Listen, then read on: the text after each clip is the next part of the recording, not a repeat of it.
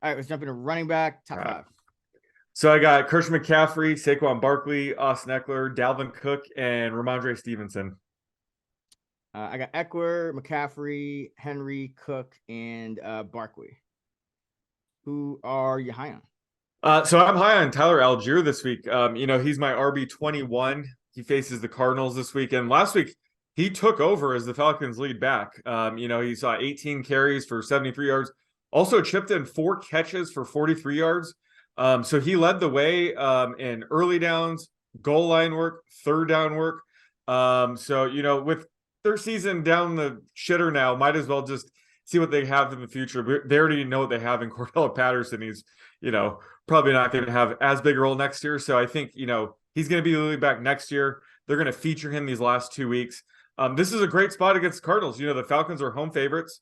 So it should be a very run heavy game plan. Plus, they allow a ton of receptions to running back. So that was, good to see that he got 4 catches last week. I was saying Desmond Ridder, although he's been shaky, might, put some life into Algier and Drake London. That's certainly been the case in his first 2 starts. So I like Algier this week as sort of a low end RB2. I think we could trust him there with this matchup. And then my other guy, this is a little sneaky play. This reminds me of Chuba Hubbard last week, but it's Michael Carter. He's my RB35 and he faces the Seahawks. Obviously Carter's going to dominate the passing down work. But he's going to benefit from Mike White potentially returning this week, as we know Mike White likes to check down to running backs a lot more than Zach Wilson does. Plus, Zonovan Knight has been really struggling these past couple of weeks, so we could see Carter mixing even more in early downs, maybe to spark the running game a bit. And Ty Johnson played a lot more than normal last week, and it looked like they had him as part of the Chris Streveler packages. So I think that going forward like this week with Mike White back, I don't think we're going to see as much Ty Johnson. So I think Carter's role is going to expand even more on early downs. So like I said, similar to Chuba Hubbard last week, where he has sort of a high floor baked in and PPR formats, but he has, sneaky high ceiling if he does kind of see more early down work, especially against a defense like the Seahawks. Yeah, I really like that Algier call. That's the guy I had written down as well. 59% of the snaps last week was his most in a game with Patterson active this season, and 40 touches, 253 yards, and a touchdown over his last 2 games. And Arizona's allowing 183 scrimmage yards per game over their last 3, and 5 touchdowns to running backs over that span as well. So really like Algier here. Who are you low on? I am low on Derrick Henry, actually. King Henry. He's my RB9 to begin the week. And, the Titans have nothing to play for this week. It's all coming down to next week for the AFC South against the Jaguars. So there's really no reason to give Derrick Henry 20 plus carries on a short week, especially when they're 10-point home dogs. So it's probably not even a game script to give him that many carries anyway.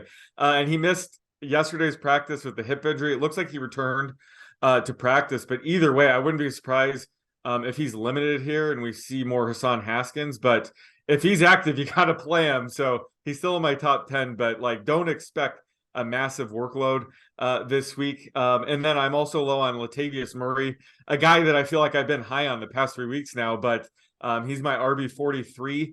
And I hinted last week that if Chase Edmonds does return, that's definitely going to ding Murray, because for Murray, it's been just all about dominating early down work and passing down work, actually. So Edmonds returned last week. He saw 36% routes run rate to Murray's 40%, but have to assume Edmonds is going to see a much bigger role this week as they eased him back last week. So in a matchup where they're going to be trailing against the Chiefs, this could be a good spot for Edmonds to see, a lot more work in the passing game at Murray's expense. So this isn't a good game script for Murray anyway. So he's really off the fancy radar right now. So I would look for someone else for your RB3 flex option this week. Yeah, and Marlon Mack's still playing snaps as well. Yeah. He got about 15% of the snaps. I think 4 or 5 touches in that game as well. So yeah, 4 touches and a target in that game. So they're kind of using a 3-man committee there. I'm low on somebody in that same game as Henry, Tony Pollard. He's the ECR RB10. I think that's too high. For one, Tennessee's number 2 in run defense, DVOA, and it is a short week, and he's questionable to open the week with a thigh injury. So, I think in this spot, they could be a little bit conservative with Pollard as well. And, top 10, that's still pretty high. I know he has a ton of talent, but he's still kind of splitting snaps here with with Zeke, and if he's banged up going against a good run defense, I think top 10 is a little bit too high for Tony Pollard. Yeah, that makes sense. Don't want to risk a guy like Pollard, so I could see them giving Zeke more carries, or even Malik Davis. Yeah. Yeah, exactly. So yeah, I think Pollard still has the upside, but it's a tough matchup. So I'm a bit lower as well. All right, let's go for prop. Let's go with Chuba Hubbard this week. Nice. He, as you mentioned, he kind of drew even with Deontay Foreman, but they both had monster games. So Yeah. I noticed that Hubbard is still ranked pretty low in ECR. I think he's 41, RB 41. Let's go with Chuba total yards this week. Total yards. Okay. Yes, total yards from scrimmage. Let's go 53.5. Oh my God, I have 54. I think since it's probably going to be more of a trailing game script, I'll go over. Just because his upside's in the passing game, so that's the only. But that's a damn good line. I'm off by a half yard. But yeah, I'll go over. Yeah, it's him and Foreman pretty much split snaps, so that could go either way. So it's gonna be interesting. Yeah.